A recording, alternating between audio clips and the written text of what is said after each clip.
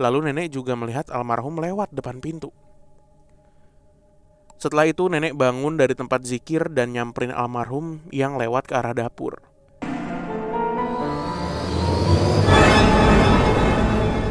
Assalamualaikum warahmatullahi wabarakatuh. Shalom, Om Swastiastu. namo buddhaya. Salam kebajikan. Selamat datang kembali di YouTube channel Padepokan Malam Kliwon. Betul sekali. Ya, kemarin ada yang request Mas Bimo sama Mas Danu duduknya Ya. ganti dong. Nah kalau itu kayaknya lagi nggak bisa itu kita inian. Soalnya udah ada bautnya. Ini tuh kita lumutan ya kalau kalian bisa lihat. Iya. Enggak, dulu pernah ya Le ya. Pernah dulu. Dulu pernah pas studio lama tuh kita mencoba, sebenarnya nggak ada niatnya ya, nggak ada niatan untuk tukeran yuk, nggak ada kan? Nggak ada. Iseng aja gitu, yaudah duduk biasa. Ternyata banyak yang protes. Banyak yang protes. Wah, bang kok tukeran tempat duduknya? Jadi aneh nih ngelihatnya. Itu pas kapan ya? Oh Iya. dulu, maksudnya studio lama dulu. Ini pas masih abu-abu belakangnya. Wah iyalah gitu. Iya diprotes gitu. Tapi gue seneng Le. Apaan? Di seminggu terakhir yang order merchandise PMK meningkat. Oh, kan habis gajian seminggu terakhir. Iya. Pokoknya tiap hari tuh gue packing gitu. Seneng nih, alhamdulillah. Ini kita harus rilis lagi buat baju lebaran teman-teman. Ya kan, lengan panjang kali. Lengan panjang. Bisa kan? Temanya lebaran. Iya, kita ambil aja episode yang gampang lah nanti kita pikirin ya. Kakek-kakek outbound. Nah, kakek-kakek outbound. Kalau yang belum tahu episode itu, silahkan denger di Spotify. Itu episode yang menurut beberapa teman Kliwon jadi episode nomor 1 juara dunianya gitu. Yang layak untuk dijadikan next merchandise Iya. ya episode itu. Jadi buat teman Kliwon dimanapun teman-teman berada, dari Hong Kong, Saudi Arabia, dari Amerika, Cilengsi, Banyumas, mana lagi? Cilacap, Malang, Surabaya, Kebumen, Sukoharjo, Nggawo, Solo, Jogja, mana lagi? Makassar, Gorontalo, Kalimantan, Pulang Mongondo. Kalimantan tuh banyak banget Banyak ada. dong. Kalau di Spotify kita nyebut nama-nama. Kalau di sini daerah-daerah. Hong Kong, Taiwan tuh. Udah tadi. Australia, udah ya. Udah tadi. Siapkan dana lebarannya sekitar 200.000 aja lah, iya kan? Untuk support kami supaya kami bisa bayar listrik nih loh. Bisa bayar dia nih. Videographer. Dengan membeli merchandise. Kalau dibilang, wah orang lain mah nggak usah bilang beli merchandise, kita siap. Lo mau rilis kita siap beli. Nah kita kan belum sebesar mereka. Kita mah infokan gitu kalau guys ada merchandise ini beli yuk gitu. Masnya dikasih nggak? Hah? Masnya dikasih nggak? Masnya siapa? Masnya Oh dikasih. masnya kita lihat perkembangan aja. Kalau seminggu menurut kita oke, sebulan ini oke. Kalau enggak mah sorry, gue udah lumayan hilang respect. Ayo kita masuk langsung ke cerita dari teman Kliwon. Untuk video di malam hari ini ada Irfan dari Karawang. Kita lihat nih apakah Irfan Jaya atau Irfan Jauhari nih. Dua-duanya jadi rebutan sih Yoi. sekarang. Halo Bang Bimo dan Bang Danu. Kenalin, gua Irfan dari Karawang. Gua mau cerita pengalaman spiritual nenek gua sampai pernah mati suri. Wow. Ini cerita real, gak gua tambah-tambahin. Dan ini juga jadi pengalaman gua yang gak pernah gua lupain. Oke, langsung ke ceritanya. Cerita dimulai pada tahun 2006. Gua dulu tuh tinggal di Bogor sama ibu dan ayah tiri gua. Dan gua masih duduk di kelas 5 SD. Gua cerita dari sini dulu nih, karena ini ada hubungannya dengan pengalaman nenek gua yang mati suri. Singkat cerita, ayah tiri gua nih sakit, gagal ginjal, dan harus cuci darah. Kalau gak salah tuh seminggu sekali yang gue inget. Karena ayah tiri gue orangnya baik banget, sampai-sampai nenek gue tuh bisa dibilang sayang banget lah sama dia. Karena nenek gue tahu ayah tiri gue sakit, jadi nenek gue datang dari rumahnya di Purwakarta ke Bogor tuh buat ngerawat beliau. Lanjut, setelah nenek gue ngerawat ayah tiri gue, tiba-tiba nenek ada urusan mendadak di kampung. Jadi nenek harus pulang dulu. Izinlah nenek ke ayah bahwa nenek mau pulang dulu. Ayah bilang jangan pulang. Di sini aja temenin saya. Takutnya nanti saya keburu nggak ada. Ya. Tapi nenek bilang, nggak boleh ngomong gitu mas. Mas pasti sembuh. Kan masih ada Nia, ibu gua nih. Masih ada Nia yang jagain. Ibu nggak lama kok, minggu depan kesini lagi. Nah pulang deh tuh nenek ke Purwakarta. Dan besoknya ayah meninggal jam 2 siang. Gua gak bisa jelasin gimana rasanya gua waktu itu. Gue yang masih duduk di kelas 5 SD cuma bisa nangis. Singkat cerita, ayah dimakamkan hari itu juga karena di surat wasiat jangan nunggu siapa-siapa. Kalau saya meninggal langsung makamkan saja. Lalu ibu gue telepon keluarga di Purwakarta kalau ayah tuh udah meninggal. Ngasih info nih ya. Tapi nenek gue dikasih taunya ayah lagi koma di rumah sakit. Jadi nenek gak tahu kalau ayah sudah meninggal. Sampailah keluarga gue di Bogor jam 9 malam. Nenek gue kaget sampai pingsan karena ternyata ayah gue udah meninggal dan belum sempat lihat buat terakhir kalinya. Karena dia langsung dimakamkan sore hari setelah asar. Oke, di sini awal ceritanya. Dari nenek gue yang menjalani kisah spiritual. Hari ketiga tahlilan setelah Isya, di rumah tuh cuma ada gua, ibu sama nenek. Keluarga yang lain tuh udah pulang karena punya kerjaan. Jadi cuma sampai tahlilan yang kedua. Gua tidur di kamar menghadap pintu dan pintu gak ditutup karena ada nenek. Gua lihat dia masih sholat Isya. Ibu tidur di kamar depan sendiri. Namun tiba-tiba gua ngeliat nenek setelah nenek sholat, nenek zikirnya kok lama banget. Dan beda banget sampai ada gerakan-gerakan tertentu. Gak lama kemudian terdengar teriakan ibu gue manggil, "Ayah!" dari kamarnya nih. Terus gue lihat ada almarhum lewat depan pintu kamar. Dan yang gue lihat almarhum tuh pakai pakaian haji gitu, serba putih lah.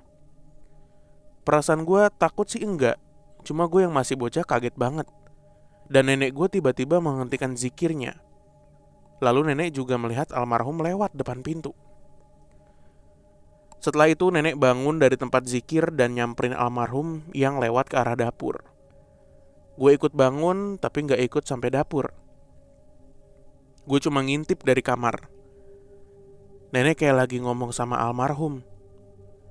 Tapi tiba-tiba kepala gue pusing.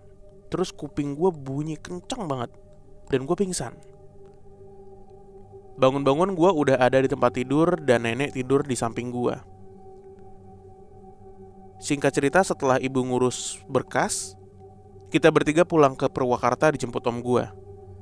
Sampai di sana besoknya tiba-tiba nenek sakit. Gak pernah mau makan dan badannya panas banget. Sekitar seminggu lah nenek sakit. Dan tiba-tiba tengah malam gitu, nenek keluar rumah bawa lilin yang nyala dan naruh di bawah pohon rambutan. Sambil bilang, "Ini buat mas ya." Ibu gue yang lihat langsung meluk nenek dan bawa nenek masuk ke dalam rumah lagi. Besoknya nenek udah dibawa ke dokter. Cuma dikasih obat, katanya cuma sakit demam biasa. Nah seminggu kemudian gue pulang main. Di rumah tuh ramai banget sampai keluarga gue semua kumpul. Di tengah rumah udah ada kain kafan, kapas, dan lain-lain. Ternyata nenek tuh meninggal. Sampai udah ada dokter yang ngecek kondisinya nenek. Dan dokter bilang juga sudah meninggal. Dokter pun pulang. Tiba-tiba nenek bangun dengan napas terengah-engah gitu. Sampai batuk. Kita semua kaget. Lalu kain kafan dan yang lainnya tuh dibenerin sama keluarga gue. Takutnya nenek lihat. Tapi pas nenek bangun, nenek tiba-tiba ingatannya kembali ke masa lalu. Dia bilang, ngapain pada di sini gitu. Oke. Ya ngaco lah kalau dibilang omongannya. Dan sampai sekarang nenek tuh masih hidup. Terus kalau ada orang meninggal selalu bilang abis ketemu orang itu. Padahal orangnya udah meninggal. Intinya dia tuh selalu ngelihat orang yang udah meninggal. kata om gua yang ngerti, nenek itu punya ilmu tinggi, sampai-sampai ilmunya dipakai buat manggil ayah tiri gua. Tapi setelah ilmunya dipakai, nenek gak bisa balik lagi kayak dulu. Bisa dibilang melampaui ilmunya. Jadi dia sampai bisa mati suri dan gak inget lagi apa-apa. Yang nyeremin, nenek selalu berinteraksi sendiri. Dan dia bilang habis ngobrol sama si A misalkan ya, dan si A ini baru aja meninggal. Kayak gitulah. Segitu dulu bang cerita dari gua. Maaf kalau gak serem ya, atau juga kepanjangan, tapi ini cerita nyata. Iya. Mudah-mudahan bisa dibacain. Wassalamualaikum warahmatullahi wabarakatuh.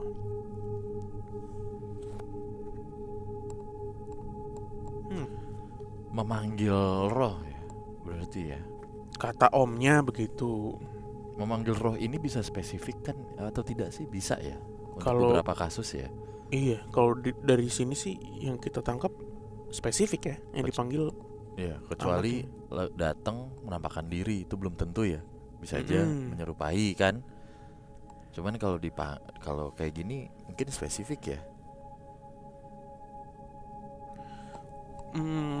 Tadi sebenarnya agak jumping ya. Yang pas ini ya, bapaknya habis meninggal. Yang pas apa neneknya sakit, bawa ke dokter, kasih obat kan cuma sakit demam. Nah seminggu kemudian tuh udah pada ngumpul segala macam, ternyata neneknya meninggal gitu. Bapaknya meninggal, neneknya meninggal maksudnya. Dia meninggal, terus dicek dokter juga ya udah, dokter udah ngevonis ini udah nggak ada nih. Akhirnya udah dikafanin, udah apa namanya, mau dikafanin ya, mau dikebumikan gitulah. Tiba-tiba bangun lagi. Tapi ya dokter gue yang sering ke rumah tuh dokter Ajeng kan, dia praktek di mana-mana. Gue pernah datang di salah satu klinik Pratama lah. Enggak Pratama sih, nggak tahu deh gue klinik. Daerah mana nih? Daerah Pisangan, lumayan Bronx lah tempatnya di sana ya. Maksudnya yang di pinggiran bangetnya gitu. Bronx dalam artian bukan kriminal, bukan apa, tapi ramai padat penduduk gitu. Jadi ceritanya gue abis antigen, sebelum kita ke Bali, gue ngecas dulu, suntik vitamin dan lain-lain. Tapi karena mendadak, akhirnya gue yang harus ngalah ke sana. Di sana lagi istirahat nih, gitu. Lagi istirahat, terus makan siang. Niatnya tuh habis makan siang, jadi gue datang sekitar jam 11:30. Ya tenaga medis semua makan siang kan. Udah gitu, pas lagi jam 12-an, 12:30, ada 2 orang bapak-bapak gitu, kayak tergesa-gesa gitu. Set gitu. Duduk, dokternya gitu. Oh ada. Terus si dokter Ajeng kayak paling suruh ngecek lagi nih gitu.